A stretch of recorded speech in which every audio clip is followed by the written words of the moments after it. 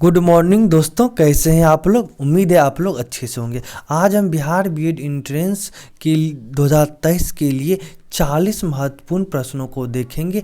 ये सभी सब्जेक्ट से लिए गए हैं। साथ ही साथ ये डीएलएड एंट्रेंस, पैरामेडिकल एंट्रेंस, चाहे कोई भी कॉम्पिटिटिव एग्जाम दे उसके लिए काफ़ी महत्वपूर्ण होंगे।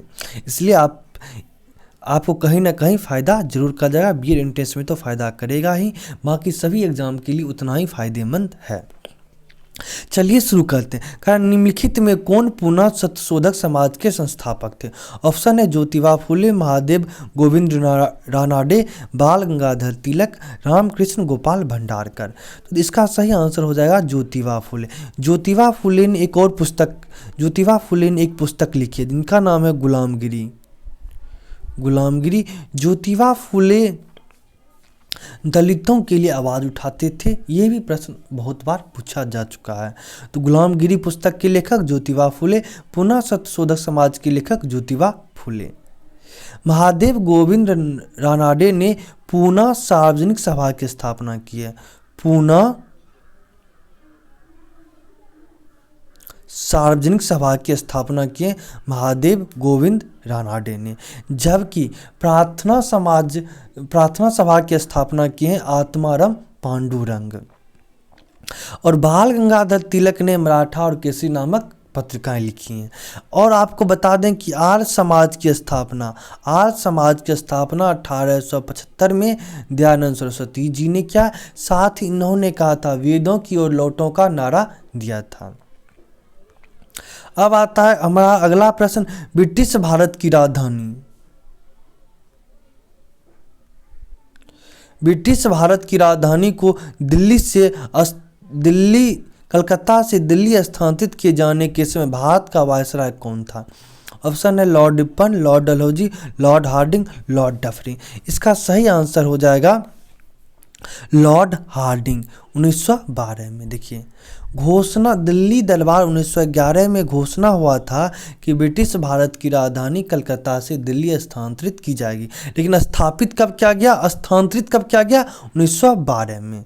इसी तरह बिहार, पश्चिम बंगाल अलग अलग राज्य बनेगा, ये घोषणा हुआ था 1911 के दिल्ली दरबार में, जबकि 1912 में बिहार की स्थापना हुई थी। अगला प्रश्न कह रहा है कि विश्व का सबसे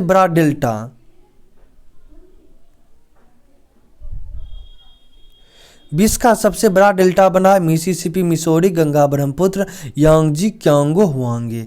तो विश्व का सबसे बड़ा डेल्टा है गंगा ब्रह्मपुत्र डेल्टा। नीति आयोग के प्रथम अध्यक्ष कौन थे। योजना आयोग के प्रथम अध्यक्ष कौन थे। अगर आपसे पूछा जाएगा कि नीति आयोग के प्रथम अध्यक्ष कौन थे, नीति आयोग की स्थापना हुई थी योजना आयोग की जगह ही 1 जनवरी 2015 को। उस समय भारत के प्रधानमंत्री थे वही नीति आयोग के अध्यक्ष होते हैं। तो प्रथम नीति आयोग के अध्यक्ष कौन हो जाएंगे, ये नरेंद्र मोदी। और अभी भी नीति आयोग के अध्यक्ष कौन है, नरेंद्र मोदी। जबकि योजना आयोग के प्रथम अध्यक्ष कौन थे, योजना आयोग के प्रथम अध्यक्ष थे जवाहरलाल नेहरू। 1950 में स्थापित हुई थी योजना आयोग। खरा किस पंचवर्षीय योजना को महालनोबिस योजना के नाम से जाना जाता है।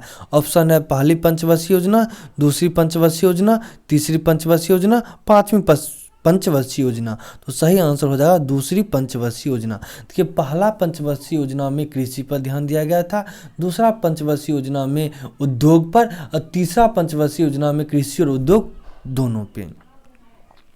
हमारा अगला प्रश्न कह रहा है कि ओजोन छिद्र किस महाद्वीप के ऊपर पाया जाता है। तो पहले ये हमको बताइए कि ओजोन छिद्र ये किस गैस का होता है। तो क्लोरोफ्लोरोकार्बन के कारण, CFC गैस। कहाँ से निकलता है, रेफ्रिजरेटर से या प्रसाधन सामग्री से। ऑप्शन है Asia, Africa, Australia, Antarctica. Ozone छिद्र किस महाद्वीप के ऊपर पाया जाता है, अंटार्कटिका। निम्नलिखित में से कौन संविधान सभा की प्रारूप समिति के अध्यक्ष थे।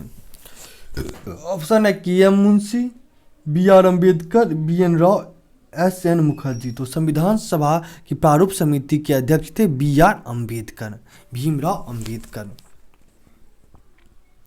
हमारा अगला प्रश्न कह रहा है कि एरोन फिंच ने अंतर्राष्ट्रीय क्रिकेट से संन्यास की घोषणा की है, वह निम्नलिखित में किस देश से संबंधित है? आपको पता होगा, इसका सही आंसर होगा ऑस्ट्रेलिया। ऑप्शन ज़्यादा फालतू पढ़ने से फायदा नहीं है। अब ये बताइए 28वें लेखा महानियंत्रक CGA के रूप में किसे नियुक्त किया गया है? आस्था सक्सेना खतवानी, संजीव शंकर दुबे, गिरीश चंद्र मुर्मू, सोमा राय बर्मन। तो लेखा महानियंत्रक पूछ रहा है, सिर्फ लेखा महानियंत्रक पूछ रहा है, तो इस समय कौन हो जाएंगे? इसका सही आंसर हो जाएगा संजीव शंकर दुबे। अच्छा चलिए, हमको ये कमेंट करके बताइए कि भारत के महालेखा नियंत्रक एवं परीक्षक, भारत के महालेखा नियंत्रक एवं परीक्षक कौन है? भारत के महालेखा नियंत्रक एवं परीक्षक कौन है, ये हमें कमेंट करके बताएं। महिला क्रिकेट में किस देश ने फरवरी 2023 में छठी बार ICC T20 विश्व कप ट्रॉफी जीता? आपको पता ही होगा, इसको जीता है ऑस्ट्रेलिया ने। फरवरी 2023 में चेतन शर्मा ने किस संगठन को अपना इस्तीफा सौंप दिया है? BCCI से सौंप दिए हैं चेतन शर्मा। क्रिकेटर थे, याद रखिएगा। बिहार और नेपाल के मिथिला क्षेत्र में किस भारतीय चित्रकला का अभ्यास किया जाता है? तो सिंपल सा तंजौर कला तो चोल वंश संबंधित होगा। इसमें देखिए कौन लग रहा है, तो बिहार में कौन, एक मधुबनी चित्रकला फेमस है, नेपाल से सटा हुआ, वही होगा मधुबनी चित्रकला। सानिया मिर्जा किस खेल संबंधित आप लोगों को पता है? ऑप्शन क्या हो जाएगा? Badminton, table tennis, cricket, tennis. तो बताइए, सही आंसर होगा टेनिस। सानिया मिर्जा किस खेल से संबंधित है? टेनिस, क्योंकि इन्होंने हाल फिलहाल में संन्यास लिया, इसलिए ये प्रश्न महत्वपूर्ण है। भारत की पहली महिला सुल्तान? ऑप्शन नूरजहां, कोहिनूर, रजिया सुल्तान, मुमताज महल। सही आंसर रजिया सुल्तान। भारत की पहली महिला सुल्तान Razia Sultan. Hepatitis B dash के माध्यम से फैलता है? पहला बात आप ये जान लें, हेपेटाइटिस बी एक वायरस के कारण फैलने वाला बीमारी है। अब ऑप्शन है रक्त एवं रक्त उत्पाद, मल मुख मार्ग, संभोग और ए और सी दोनों। देखिए हेपेटाइटिस बी और आपका एड्स, ये दोनों समान तरह से फैलते हैं, इसलिए देखिए अगर आप किसी एड्स पीड़ित का खून चढ़ा दीजिएगा तब भी दूसरे को एड्स फैल जाता है। और संभोग सेक्स की बात होता है, गलत ढंग से करने पर भी ये फैलता है। हेपेटाइटिस बी और एड्स दोनों इसी तरह एक ही तरीके से फैलता है, इसलिए सही आंसर होता है ए और सी दोनों, रक्त एवं रक्त उत्पाद और संभोग। हेपेटाइटिस बी, अच्छा क्वेश्चन रिपीट हो गया, सॉरी। अगला प्रश्न कह रहा है हमारा, निम्न घटनाओं को काल के बढ़ते हुए क्रम में व्यवस्थित कीजिए। ऑप्शन है सविनय अवज्ञा आंदोलन, जालियांवाला बाग नरसंहार और सहयोग आंदोलन। तो देखिए सविनय अवज्ञा आंदोलन 1930 में शुरू हुआ था, जालियांवाला बाग नरसंहार हुआ था 13 अप्रैल 1919 को, और सहयोग आंदोलन हुआ था 1920 में। अब आप आराम से कर सकते हैं, तो पहले 2 आ जाएगा, 2 ऑप्शन, उसके बाद 1920 वाला 3, उसके बाद 1, तो सही आंसर हो जाएगा 2, 3, 1। हमारे शरीर में कुल पोषक तत्व और खनिज अवशोषण का 90% कहाँ होता है? ऑप्शन है वृक्क, बड़ी आंत, अमाशय, छोटी आंत। छोटी आंत में हमारे भोजन का पूर्ण पाचन होता है। यह 90% कह रहा है, तब भी समझिए वही कह रहा है कि छोटी आंत ही आंसर होगा। यह आपसे पूछ ले कि हमारे भोजन का पूर्ण पाचन किस शरीर के किस भाग में होता है? छोटी आंत में। देखिए वृक्क का क्या काम होता है? आपके रक्त से यूरिया को निकालना, और वो फिर वही जो रक्त यूरिया से अलग करता है वो मूत्र के द्वारा बाहर आ जाता है। वृक्क किडनी का काम है। जबकि शरीर में यूरिया का निर्माण कौन करता है? यकृत या लीवर, यकृत या लीवर। आपसे यह पूछा जाए कि शरीर की सबसे बड़ी ग्रंथि क्या है? इसका सही आंसर हो जाएगा यकृत। देखिए अमाशय कहते हैं पेट को, इसमें प्रोटीन का पाचन प्रारंभ होता है, जबकि कार्बोहाइड्रेट का पाचन मुख से शुरू होता है। रणजी ट्रॉफी निम्नलिखित में किस खेल संबंधित है? ऑप्शन है क्रिकेट, फुटबॉल, कबड्डी, टेनिस। तो सही आंसर हो जाएगा क्रिकेट। और याद रखिएगा कि 2022-23 का रणजी ट्रॉफी कौन जीता है? सौराष्ट्र ने। रणजी प्रश्न याद गया, अच्छी बात है। रणजी ट्रॉफी 2022-23 किस टीम ने जीती है? कर्नाटक, दिल्ली, विदर्भ, सौराष्ट्र। सही आंसर हो जाएगा सौराष्ट्र ने। अगला प्रश्न कह रहा है कि निम्नलिखित पर विचार कीजिए।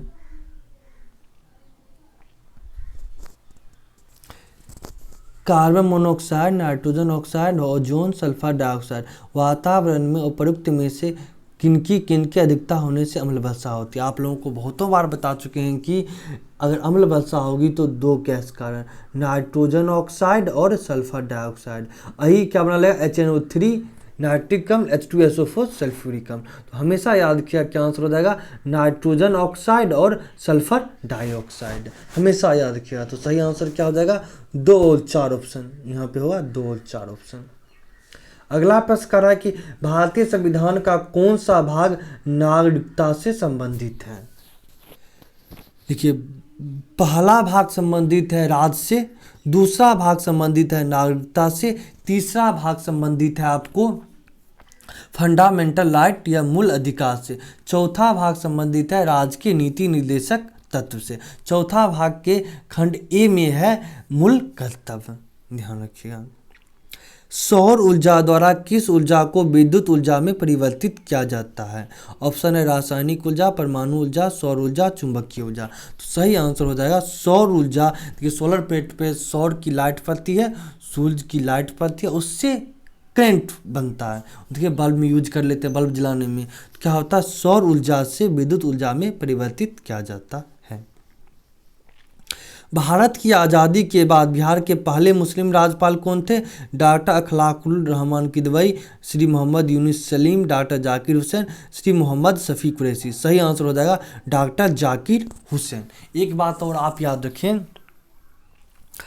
कि ये बिहार के प्रथम मुख्यमंत्री डॉक्टर श्री कृष्ण सी केसरी थे। लेकिन अगर आपसे ये पूछा जाए कि बिहार के प्रथम प्रधानमंत्री कौन थे, तो मोहम्मद यूनुस।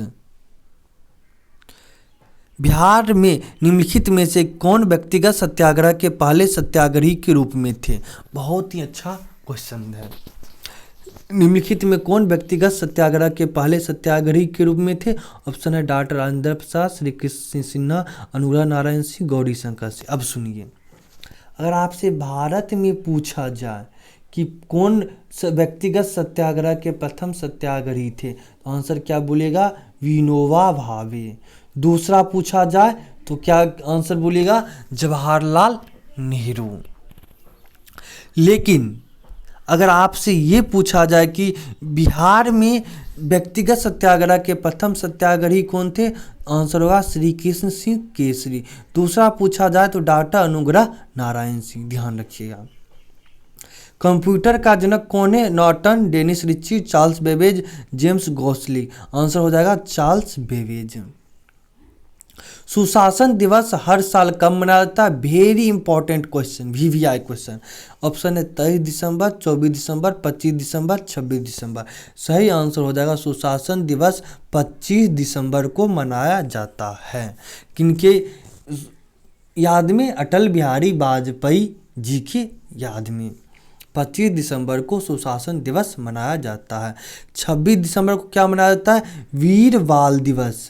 वीर बाल दिवस, वीर बाल दिवस, वीर बाल दिवस गुरु गोविंद सिंह के दोनों बेटों के बलिदान के याद में।